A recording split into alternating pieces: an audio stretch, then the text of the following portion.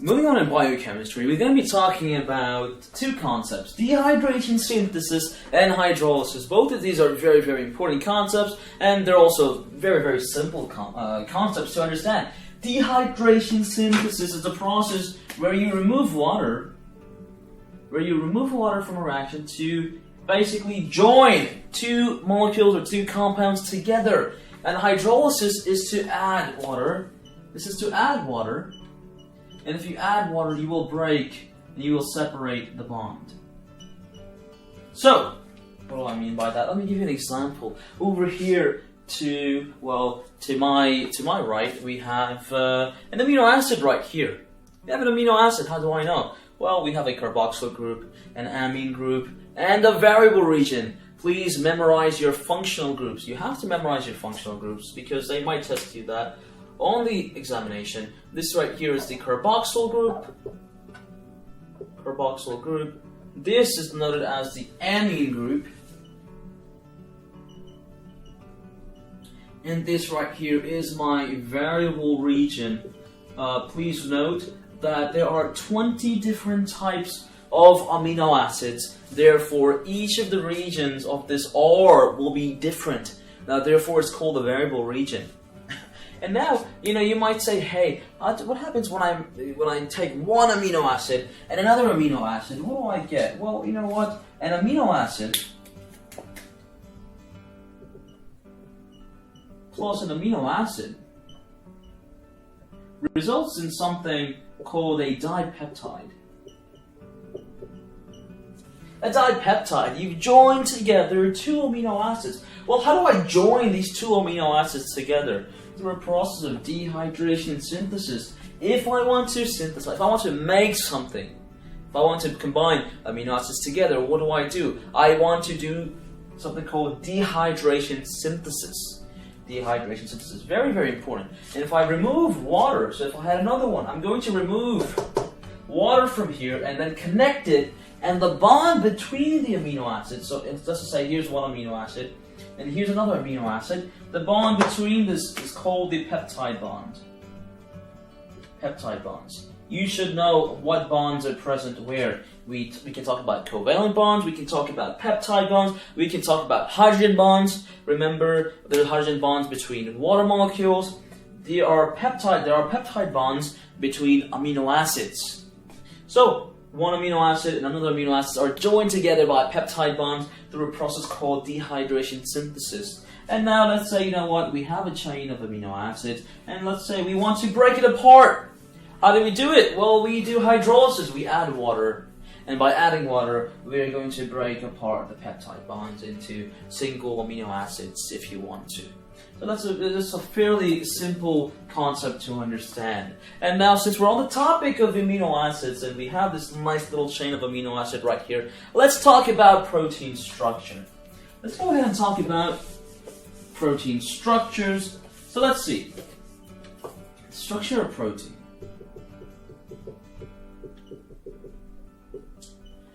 To really understand protein, we're going to learn more about this in molecular biology when we talk about translation. But the structure of protein, really, we have 4 stages where we take an amino acid chain and transform it into the final product of protein. And the first stage is called the primary structure. The primary structure of protein. And you have to know this, the primary structure of protein is simply a chain of amino acids. A chain of amino acids. So I have my chain of amino acids right here. Peptide bonds in between. And it's just relaxing. That's all, this is a chain of amino acids, primary structure. Well, let's see, what's secondary structure? Secondary structure is when we start to have hydrogen bonding between the backbones of amino acids. We start to have hydrogen bonding and interaction between the backbone of amino acids. I'm going to write AA for amino acids for short. I have hydrogen bonding and interaction between the backbones of amino acids, and what do I get? Well, I start to now conform this amino acid chain in a slightly different shape, and the structure I can obtain is either two things. I can either get a beta pleated sheet,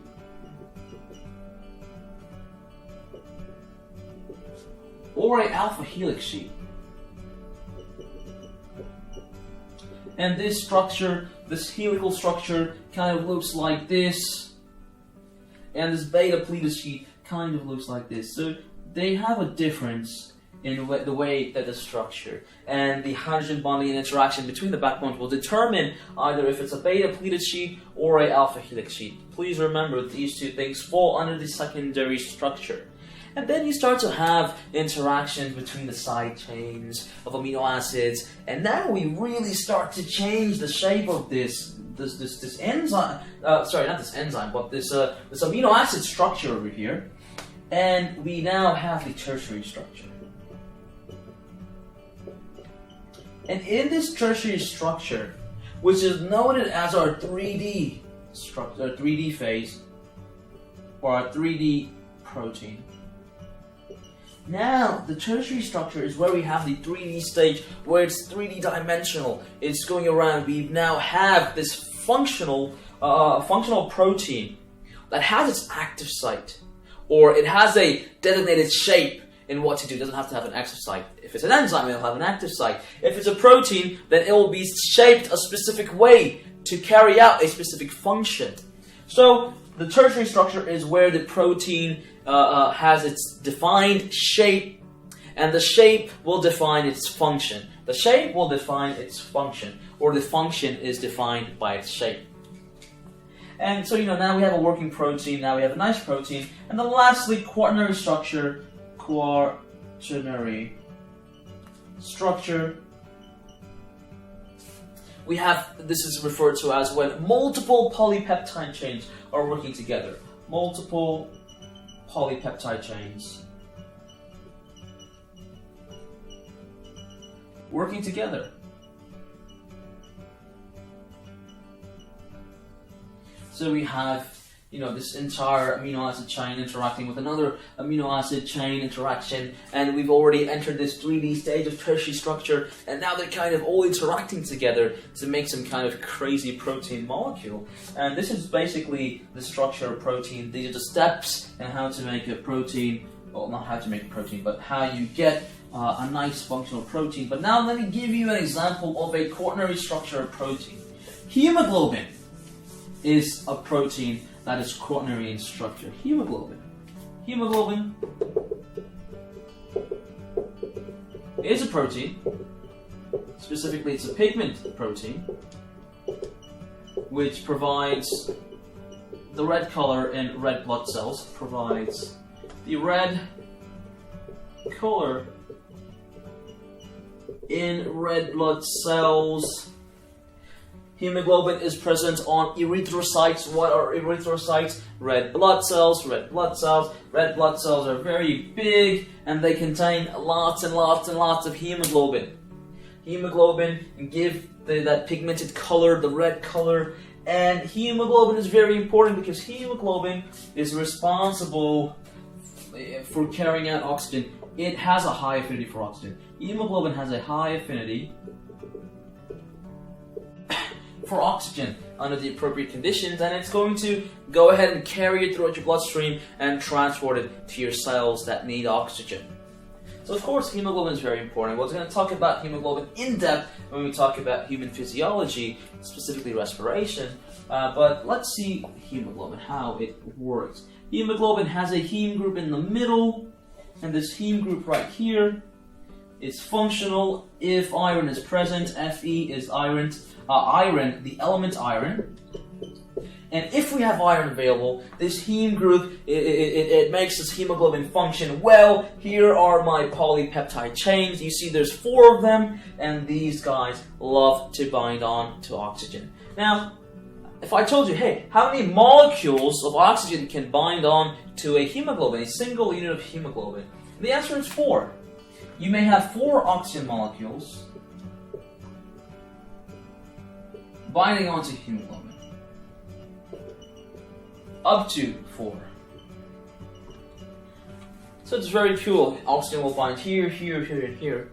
But now I want to introduce another idea, and this idea is called, or the concept of cooperativity. Cooperativity, and this is a very interesting concept. Cooperativity is when proteins or receptors start to cooperate and help in such a way. Let me clarify that by showing you an example of cooperativity. So let's just say here are my receptors. You know, perhaps they're slightly different in structure, receptor structure, shape, and let's just say I've now successfully binded one oxygen molecule to this receptor right here. This hemoglobin right now has a greater affinity for oxygen. It has one oxygen filled up, it has 3 more available, and it's like, hey man, I've already got one oxygen molecule, I need to get another one in. This is pretty cool. And now the system of cooperativity comes in. This guy's like, hey man, let me kind of change a little bit in shape like you. I also want to look like you, so I can easily attract an oxygen molecule. And this guy gets an oxygen molecule. And now this hemoglobin is going crazy. It's saying, hey man, I have 2 oxygen molecules present on my hemoglobin. I really need to fill this one up right now. And this guy, cooperativity, this receptor's like, hey man, hold on, chill out. Let me start cooperating. Let me enhance this process of getting and obtaining all 4 oxygen molecules and an oxygen binder here. And now you have the greatest affinity. I mean, this guy is really jumping up and down the stairs for it to finally obtain that last oxygen molecule to satisfy itself, to really satisfy itself, and finally it gets its oxygen molecules, and this hemoglobin is extremely happy now. It no longer has an affinity for oxygen, it's all filled up, and now this hemoglobin can nicely go ahead and carry out and transport 4 oxygen molecules to a cell that might need it. So this is, this is the idea of cooperativity. It's really interesting. And hemoglobin, an example of that is hemoglobin shows an example of a protein in its quaternary structure. So please memorize and understand the basics of protein structures, primary, secondary, tertiary, and quaternary structure. And also, please remember the idea of hydrolysis and dehydration synthesis. Very important.